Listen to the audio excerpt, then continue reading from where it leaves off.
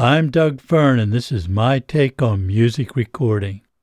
My conversation with award-winning musician, producer, mixer, and mastering engineer Justin Gray continues.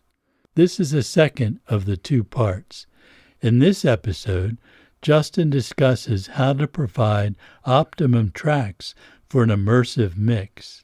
He also talks about the minimum immersive monitoring system needed and why it will improve your tracks for remix into Atmos or another format. We also explore loudness and how it affects an immersive mix. There is a lot to be said for what the real potential of immersive audio is. And that is, along the lines of what you said earlier, is envisioning it for that from the beginning. And I have a lot of experience with this.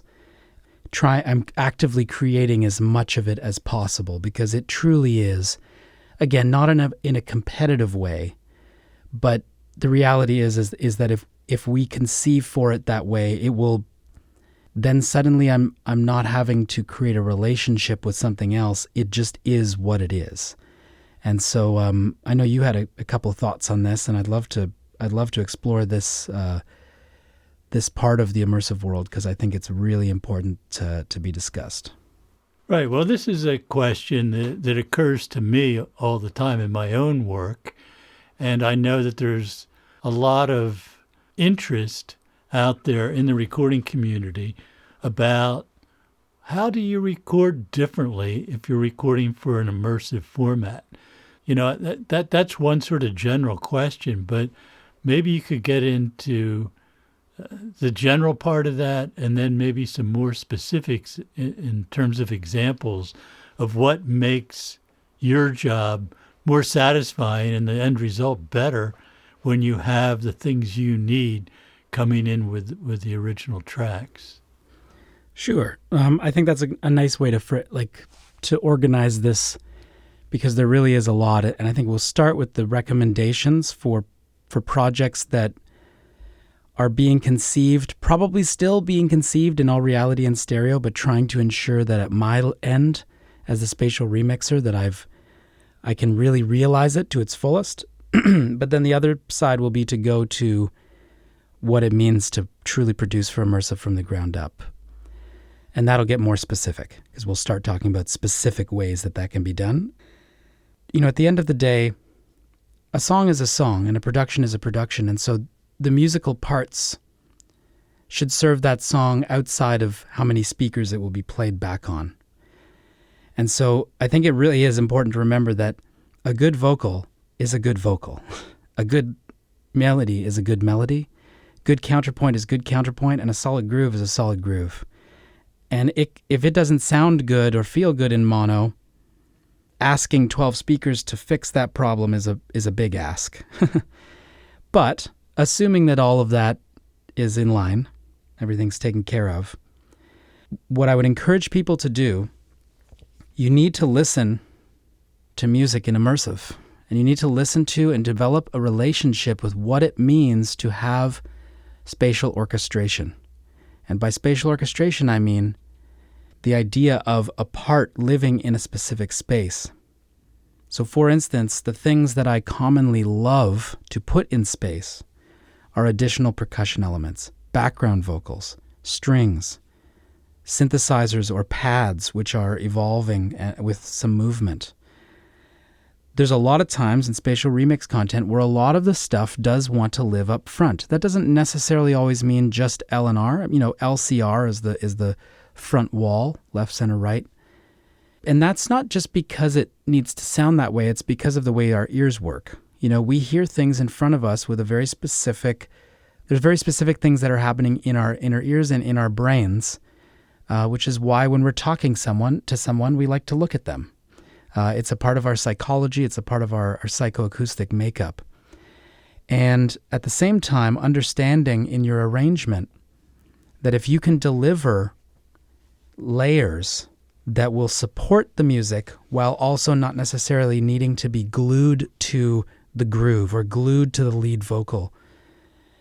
I sort of joke about this, but I'm not really joking. What I mean is sometimes in immersive, More is more.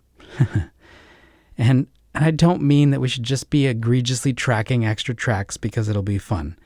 What I mean is, if I've got background vocals, let's say we've got a vocal that's in a phantom center in a stereo production, and I've got a double for that vocal. A super common thing to do in pop, right?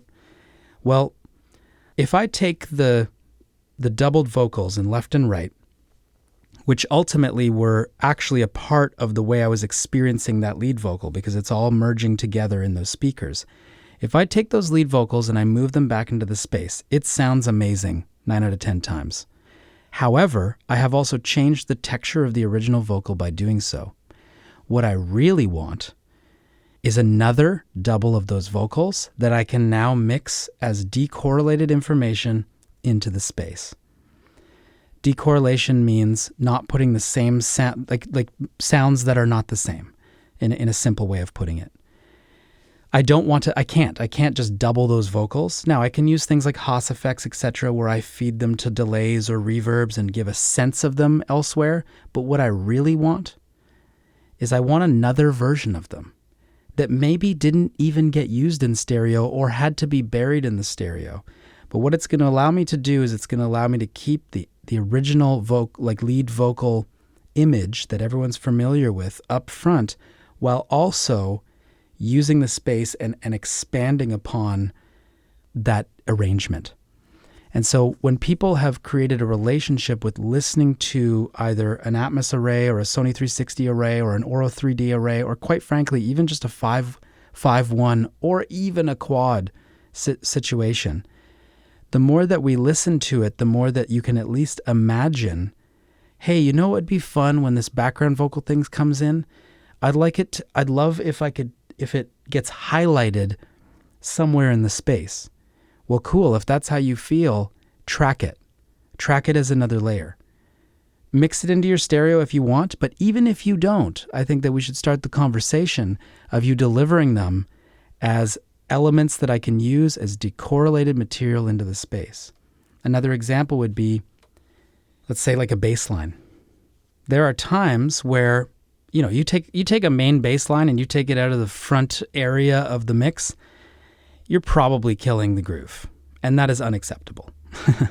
So as a result, it lives with the kick, it lives with the drums, but give me another version of it. Give me a doubled version of it, or something with a little transient energy, a synthesizer, something along those lines. Of course, I'm not suggesting that everything now needs a doubled bass line, but I'm just giving you an example where if you feel as though it would be musical, but maybe something that you just didn't do because it wasn't necessary in stereo, I would love something that can now, even if it's mixed super quiet behind me, I suddenly get this low frequency energy sort of hugging me. Immersive is not always as well about distracting you from the image in front of you. It's about creating a three-dimensional environment. Sometimes that means saying, hey, this vocal part's over here, and I took your attention to that part by putting it in space at a reasonable volume. And sometimes, like I said, with synthesizer pads, things like that, give me another layer of it so that I can have it up front or, living with the song wherever that is, but also layers that can be above me or behind me so that I can create an immersive environment that's appropriate for the song. Now, how do I do that if I don't get it? Well, I spatially orchestrate. I try to figure out the puzzle of your song in the best way that fits it. I'll use delays and I'll send to a specific reverb up at in the heights or in the rears, or Haas effects, like sending delayed versions of things, aggressively distorting things and turning them way down so that they ultimately are as decorrelated as possible. I will use some of the upmix tools like Pentio, for instance, just on individual stems, upmix them to a large format and then mute most of their channels and just grab the most decorrelated version of it and put it somewhere else. But what I really wanted was another version of it that was tracked with intent. That makes perfect sense to me. I mean, as you're describing that, I realize that that's what I do.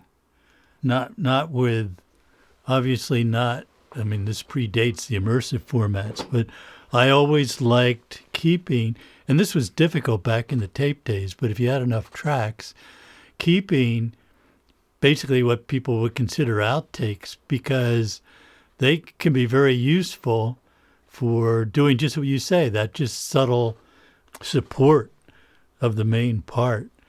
And I can see exactly how that would be valuable in an immersive format where you could use those to, subtly. People wouldn't probably even notice it if they weren't trained to listen for it, but it definitely has an effect on people.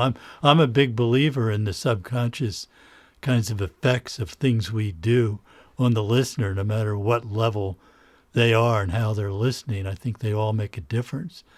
So I think that's really interesting.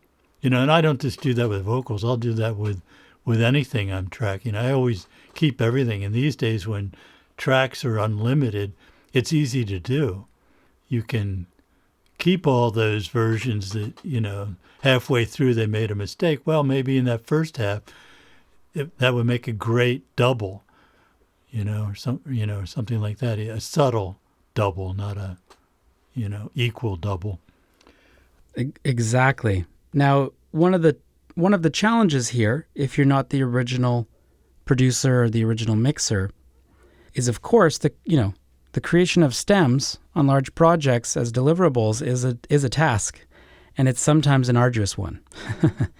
It completely depends on the workflow of the mixer, and I would never suggest how someone should mix. Someone should mix the way that they can get the best results that they can every time. If that means they're going through a console, great. If that means heavy mix bus compression and effects, absolutely. What is really happening now, and I want to happen as much as possible in my work, is I'm creating relationships with the stereo mixers. They know me. We've talked to each other. I respect their work. They know I respect their work, and they hear the respect from their work through what I do. And they'll reach out, or I'll reach out to them and say, hey, especially the ones I know, hey, I just finished this. Do you want to listen to it before I send it to anyone else? What do you think? They'll come back and say, hey, this is sounding really good, but I noticed that the background vocals sort of pop out a bit. Can you check into that? And I'll go, okay, cool. Like something that I don't like at all about some of the commercial elements of the immersive world right now is immersive being thought about as an afterthought. And I'm not saying that I don't get it. I get it. And I work on a lot of projects where immersive is an afterthought. And I'm grateful to be able to be a part of that. I really am. But something that I will put into is as this grows, it's not about a competition. It's not that I really discourage the concept that a stereo mixer should feel like, oh, I guess I got to get into this immersive thing now because it's a deliverable. It's not. It's a piece of art. It's a separate piece of art that requires separate aesthetics. And so what we need to do is create an environment which compensates producers and stereo mixers appropriately to be able to have that extra step of dialogue with someone like myself, treating me like a mastering engineer, because I sort of am, like an immersive remixer, immersive mastering engineer. Like that's, there's a blurry line there that we could discuss if we get there, but having like an intent in terms of in a relationship for me to be able to describe what it is so that they can plan for it. Because if they didn't plan for it, then it's very hard to create afterwards. And it's also not really fair for me to get all these stems in and then go back and say, hey, can you do 4 hours more work looking for alternate takes and editing them for me? I mean, that's a lot of work. It's not a lot of work if you've thought about it up front, though. I think that that's part of, to create a healthy ecosystem here that is serving the music the best, we've got to just continue to have those discussions. And I just want to create more and more personal relationships with the production team. And I've got a whole bunch of engineers where this is happening, and and the results are real. I won't say the name of the project, it's not released yet, but I'm working on a project right now, amazing Canadian band that's been very successful. And I've mixed all of their content, and in Atmos, we've developed that relationship. I know the mixer, I know the producer, I know the lead singer, and they're at the point of spitting out stems, and we have a phone conversation. Say, hey, can I get this? Can I get this? And they know that, okay, I want your effects. I do. I want to respect the way that you defined the sonic palette of this song, but I also would love, if it was possible, to separate these two into separate stems, not because I want to mess with it. That's not why. It's because if I can take the delay on that guitar and move it 10 degrees back in the space, I can make it sound giant. Where if you give it to me all baked in, I can make it sound great, but I could have made it sound better.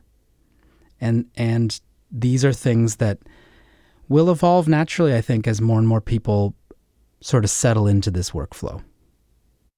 I think that should give a lot of people some really good guidance on what they can be doing to provide somebody like you that's going to be mixing their song in an immersive format, providing the mixer with more of what's needed. I think that's great. One of the things you talked about, which makes perfect sense to me, is that if you want to learn how to record and even mix in immersive, you have to listen to a lot of it to understand it. For a lot of people, that's a pretty major financial investment to do that. So just if somebody wanted to get started doing, the most basic kind of immersive understanding for both listening to already recorded material that's out there or listening to their own projects and experimenting with them in a spatial environment, what would be the minimum that you would need? Yeah, so I would say there's a sort of two-part answer. On the studio side, 5.0, meaning like even if an LFE was a thing that you couldn't do, okay, I'll even go as far as to say that quad could give you half of the picture, but the center channel, it doesn't always come into play in pop music, and there's a whole bunch of reasons why. A lot of times it's based on deliverables. And so there's a huge ongoing 20, 30-year debate about the center channel. So I would say that in all reality, a 5.0 setup, obviously everyone would say 5.1, get the LFE as well, but really, the LFE is a low-frequency effect or it's a low-frequency extension. If you were able to be working in this context, it is sort of has to be, Atmos is the most logical. Even though Auro's there, I'll explain a couple technicalities here, but let's go back to the speakers. I think that more and more people need to consider the idea of it being able to experience music in 5.1 or 5.0 even. But I'll say 5.1 from now just to make it easy on my brain. With a 5.1 and a Dolby Atmos renderer, you could experience the core aesthetic principles of immersive audio in an extremely meaningful way. With a 5.1 and an AVR, a receiver and an Apple TV 4K or there's an Amazon Fire Stick or something along those lines. I use the Apple TV and an Apple Music subscription. You can listen to all of that immersive content and it will adapt to your 5.1 setup, which is exactly what object-based audio is supposed to do. So suddenly you have the ability to listen to thousands of recordings. Those numbers are just growing by the day, which is a major change, right? Now, you could also, into that same receiver, get a Blu-ray player that will play SACDs, DVDAs, and Blu-ray. And when you start looking into the world specifically of classical music, on those formats, in their highest fidelity, because the fidelity on a Blu-ray or an SACD it's higher. It's higher than the streaming quality by, I would say, a considerable amount, especially when we get into DSD recordings, etc. But, that's going into the extreme part. So I'm going to bring it right down to, I think that content creators getting tiny little speakers even, and just being able to experience in 5.1 gives them the sense of the space. And something that's happening in the commercial space right now that I personally want to, it's not that I want to discourage, I want to describe the realities for people. Right now, every speaker company in the world would love to sell everybody 12 to 16 speakers. And I respect that. I have a whole bunch of speakers. I have 32 speakers in my studio because I have a Sony 13.1 system. Actually, it's a 15.1 system now. And I have a 916. Oh my gosh, if I add it up, I think I'm getting, that's a lot of speakers. But the reality is that I've taken this on as a career, right? I work on other people's music more than I work on my own, by like a long shot. So it's a career. Content creators, producers, even stereo mixers, unless you foresee yourself becoming dedicated to this on a full-time capacity, that is an inappropriate investment, right? And yeah, I described for myself, it was an inappropriate investment for me too, but it was with I think I knew in my mind that I was always dedicated to working in immersive in a full-time capacity. I just didn't know what that meant at the time. Where now people have, this idea that, okay, if I buy 12 speakers, it's just going to happen. Well, it might happen. That depends on your career. It depends on what you want. It depends on who you know and what your connections are. But to go to that initial question that you asked, what's more important is that people create an aesthetic experience to listening to immersive. And it's actually, for me, is just going back to 5.1 at a minimum and just listening to the content. And then also with either Pro Tools or Logic or even a simple Reaper setup, you could be at least conceiving your music in space with front and rear and side content. And then hire a mix engineer. Not everybody, even though you and I define that we like to do everything, not everybody is going to do everything. And that's okay. It's much more reasonable for content creators at this stage to be setting up. 5 speakers, 6 speakers is no joke. Some people don't even have 2. So, yeah, I hope that sort of answers it. But the part 2, the quick part 2 would be, if you don't even necessarily want to invest in like having to have a studio that's oriented around immersive. This is what's happening in the world is between Sennheiser and Sonos and etc. is just getting an Atmos or Sony 360 capable wireless immersive system where you have a soundbar and 2 side speakers or 2 rear speakers that are all connecting wirelessly for about $2,000. You can sit in your living room. It'll tune itself to your space, and you just press play and listen to it every night, every day, whatever time you've got.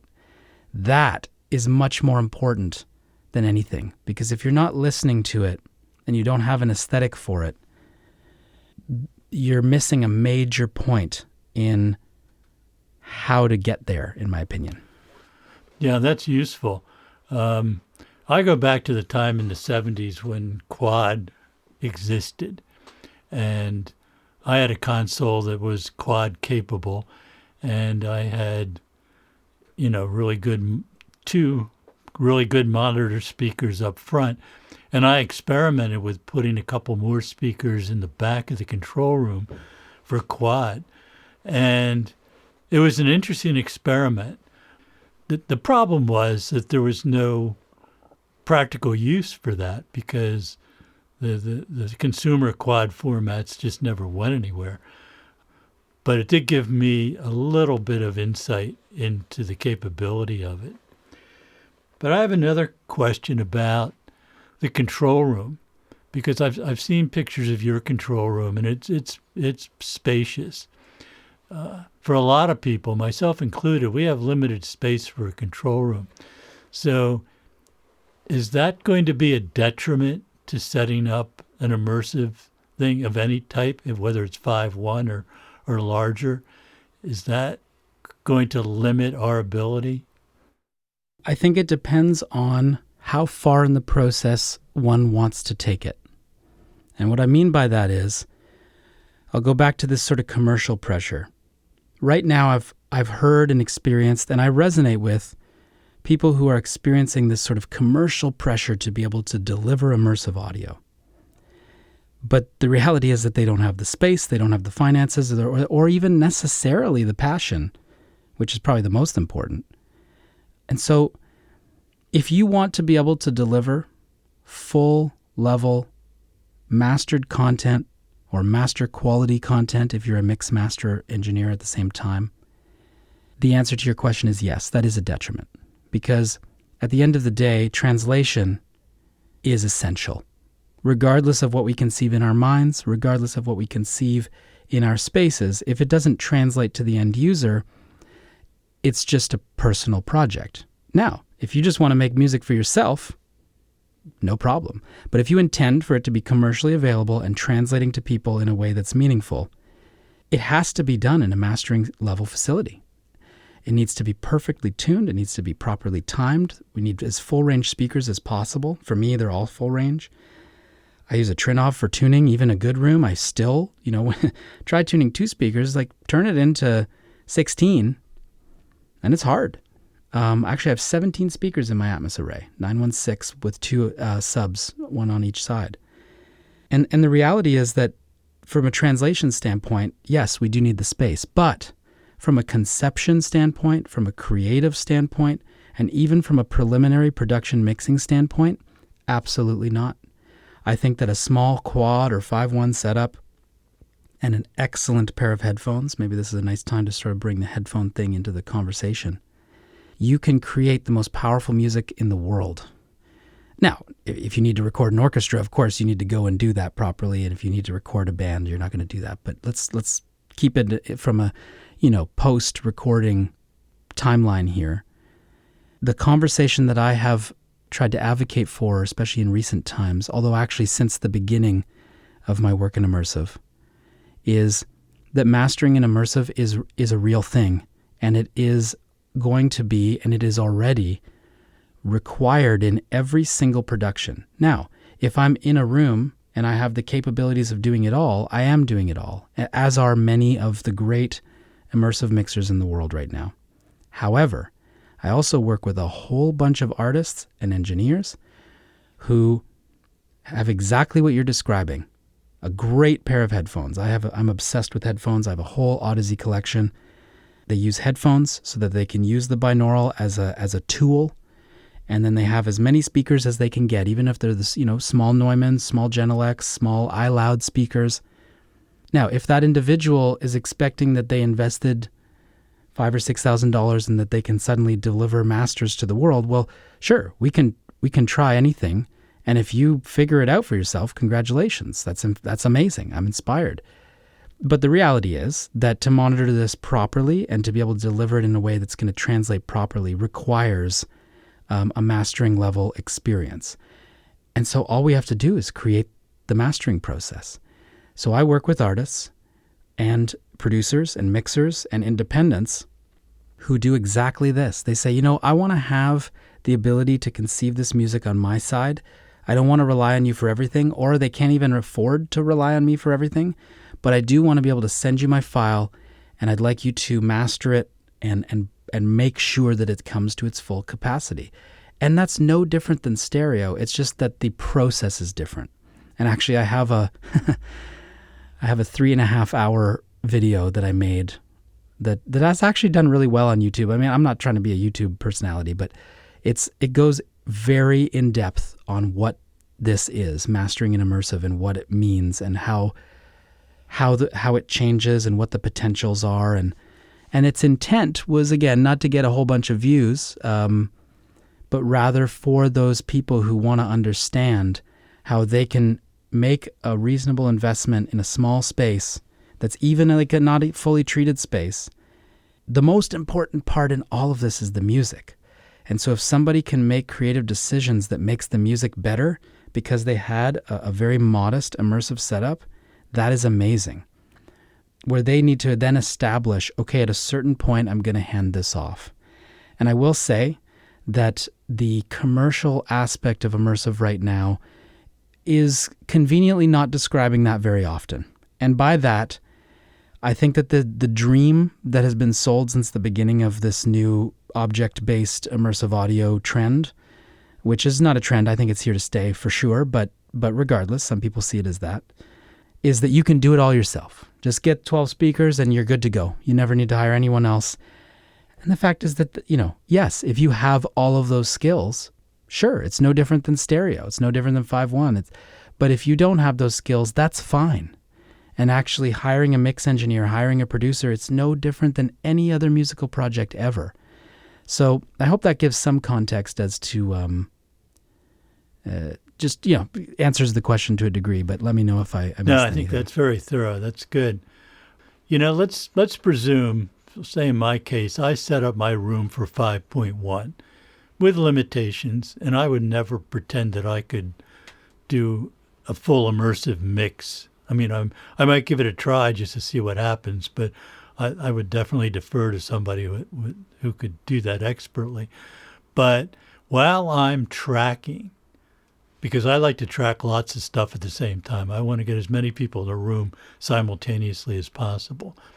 Can I use effectively those multiple speakers to help me while I'm tracking? Absolutely. This is the next step. Now, it's not that it hasn't been done. If you go to Skywalker Sound, we talk about someone like Leslie Ann Jones. They've been tracking some of the world's greatest recordings for film specifically, usually, although there are also projects that were music, just music.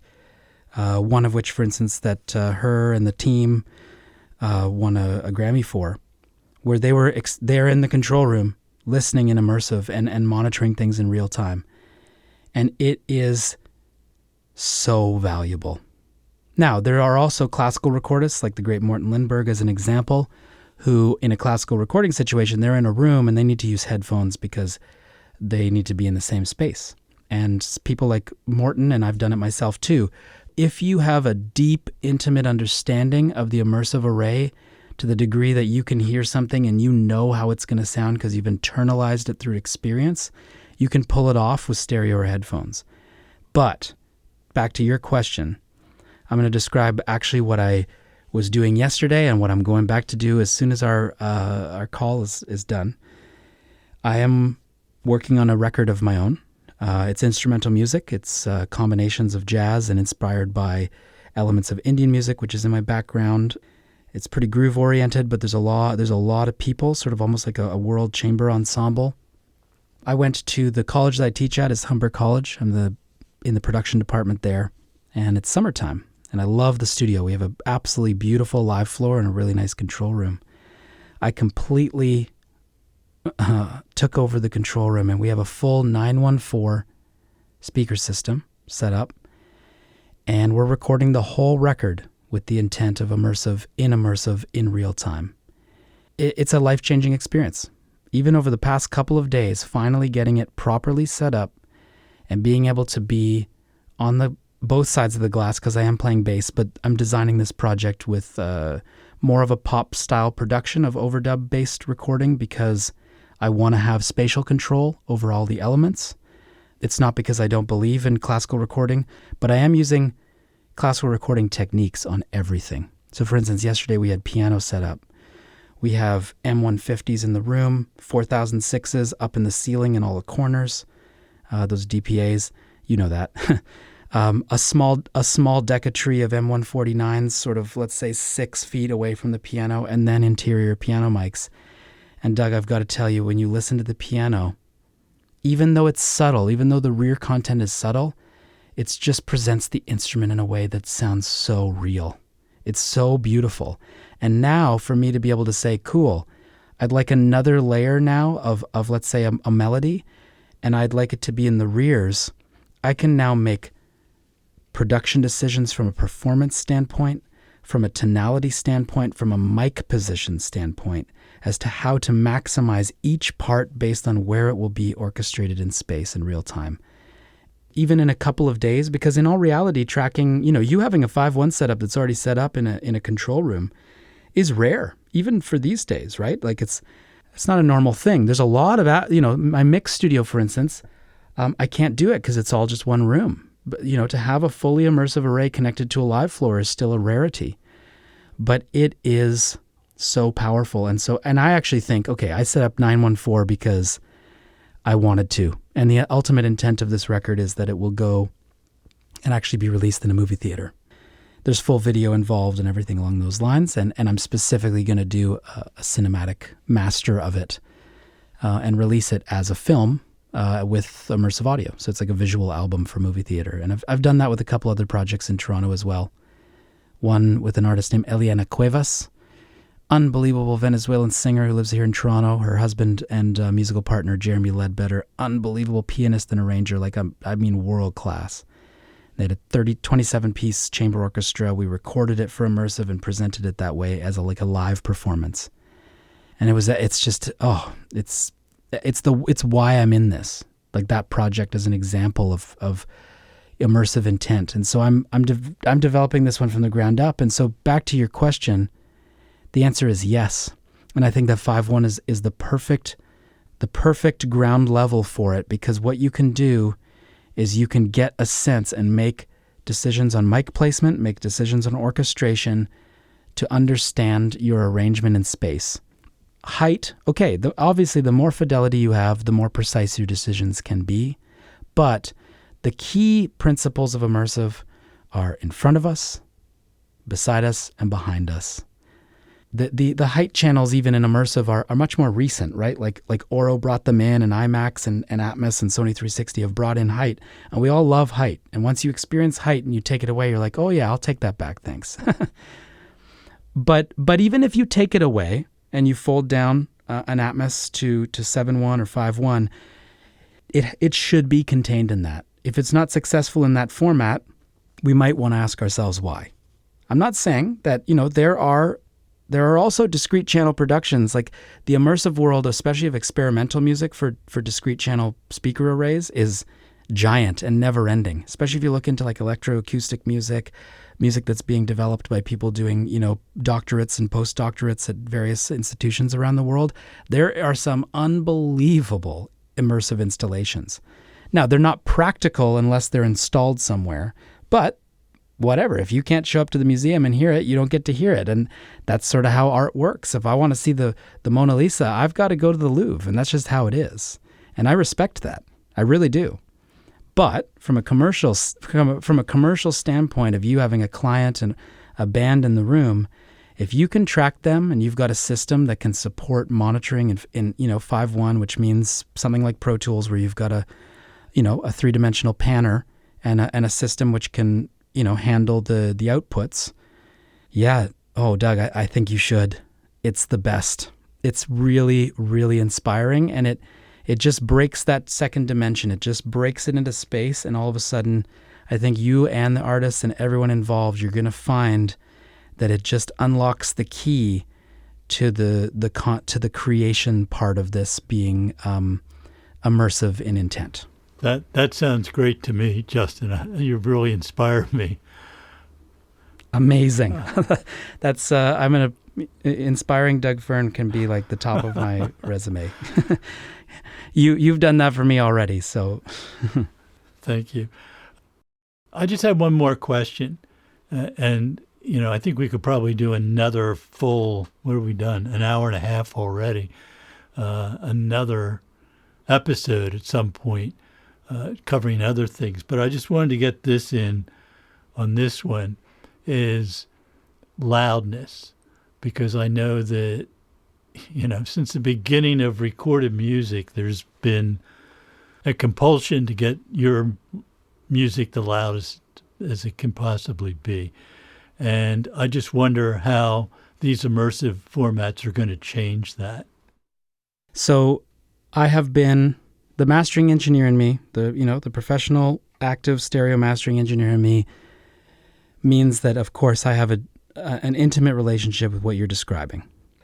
My philosophy on loudness is that every song has its appropriate loudness. I don't have rules for myself in regards to loudness, but I do aesthetically believe that there's a point in which a song comes to life, and there's a point in which you go too far, and there's also a point which is not quite enough. And I wouldn't say that I'm commonly one pushing right to the limits, but I'm also not commonly one right at the bottom of the limits either.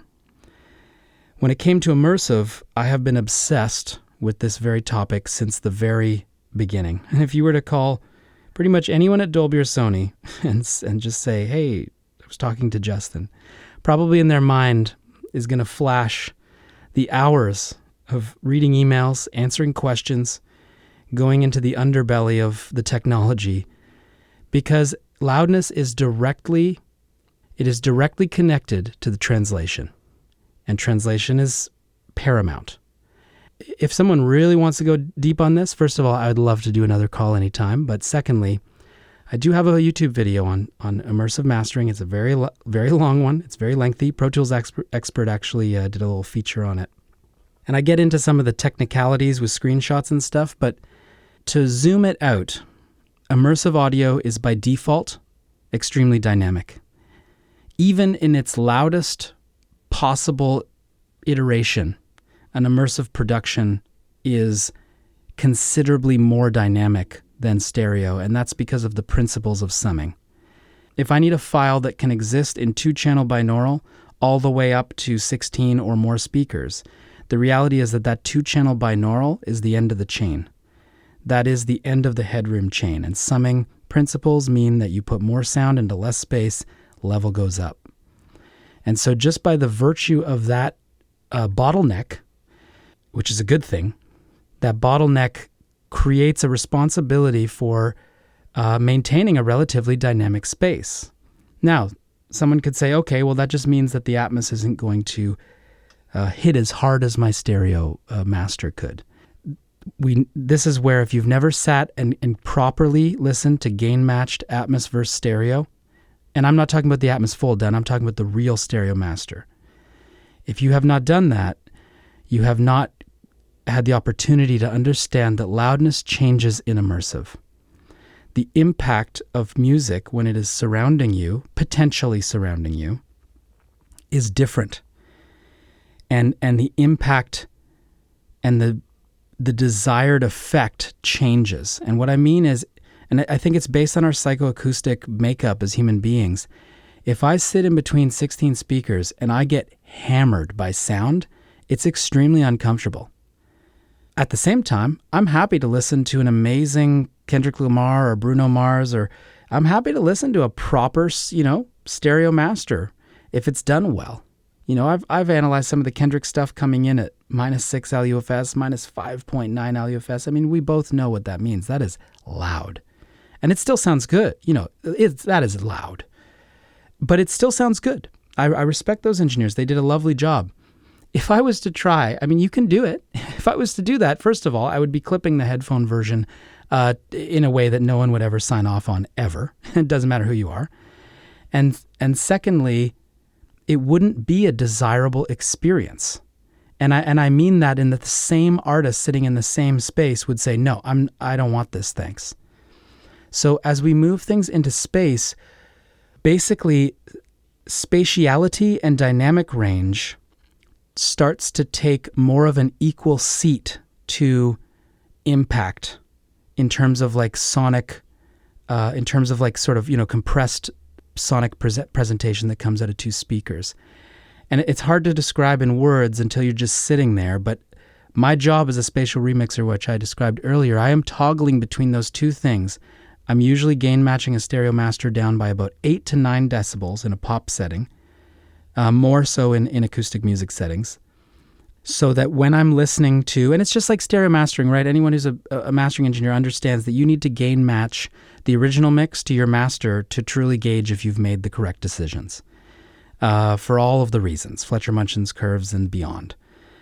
And so when we do that, and I show someone in my studio, here's the real master and here's my version, I want them to get everything that the stereo master did and more. And what's awesome about it, and I think you will resonate with this 100%, is because of because this is not a discrete channel format, there is an inability to have a specific final bus where we can compress that bus. Now, there are all sorts of ways to do it, and I do it if I need to. Side chaining, essentially, side chain compression behavior. But the reality is that actually, suddenly, the spatiality of a part not being compressed feels bigger because I've given it space to feel bigger. And so suddenly something that is considerably more dynamic can actually feel louder. And we all know this, right? If we take a master that was done to -6 LUFS, and then we take one that was done to -9 LUFS with the same quality, the same intent, and you gain match them properly, the one at -9 LUFS has the potential, and I mean the potential, it's not guaranteed, it has the potential to actually sound louder because its peaks and values, its PLR, is larger. So suddenly the impact of transients, the impact of bass, the impact of section changes can actually be 3 decibels more. And so normalization is a mandatory part of immersive audio existing in a stereo world. In a stereo world where masters are ranging from -18 to -5 LUFS, the fact is the loudness wars have not stopped, but the quality has gone up. I will say that. I do think that the quality of the masters have gone up, even though the loudness has not stopped. And I'm not also advocating for the loudness to stop, just to be clear. I think if it sounds good, it sounds good. We've all heard it go too far, and it's unfortunate when it does. It really is. But we've also heard Grammy-winning, celebrated masters that are absolutely fantastic, that are pretty loud. So, for instance, if I'm on Apple Music and you turn sound check off, it's impossible. It's not a fair environment to judge the relationship between stereo and immersive, because the immersive's going to be quieter. It's going to be between 5 and 7 decibels quieter. And anyone who knows the difference of 5 and 7 decibels is too much to make any reasonable calculation. The louder file is going to be more impressive every single time. So because of that, normalization is required for immersive audio. And it's a good thing, because what it's doing is it's putting normalization in the hands of all audio, because in many cases, pretty much every UMG, Sony release, major label release is coming out with an immersive version in tandem. As a sort of a sidebar here, it's very common that someone will hear my version of the song before the stereo version of the song, which again leads to the responsibility I have in honoring that original vision. But I won't go down that road too far. When it comes to loudness, if one was to go onto Apple Music right now and choose a playlist of my work, I've got on my website, there are playlists on Tidal, Amazon, and Apple. I think that you're going to find, when you toggle between stereo and Atmos versions, if you know how to do that properly, you're going to find the Atmos version, if I did my job properly, which I do my best every single time, is actually going to feel louder. It's louder because LUFS is not perfect.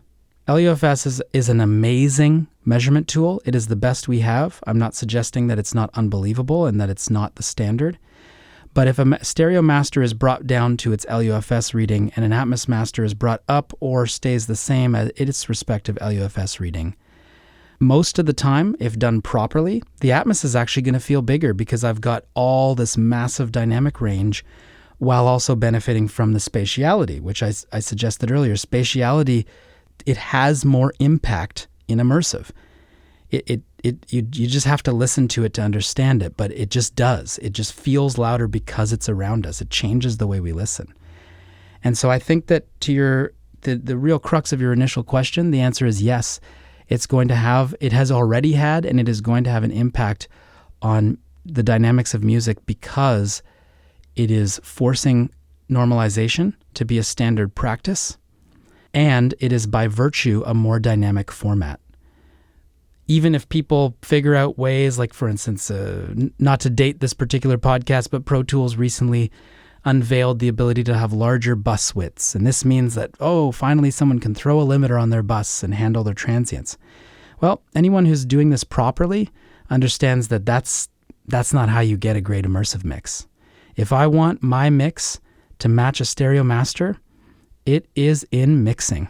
I need to mix up to a gain match stereo master. And the fact is that because it's in immersive, I have headroom, so I can. I'm not working to 0 decibels. Most of my individual stems are sitting at least minus 10 dBFS. So I've got headroom to be able to push apart.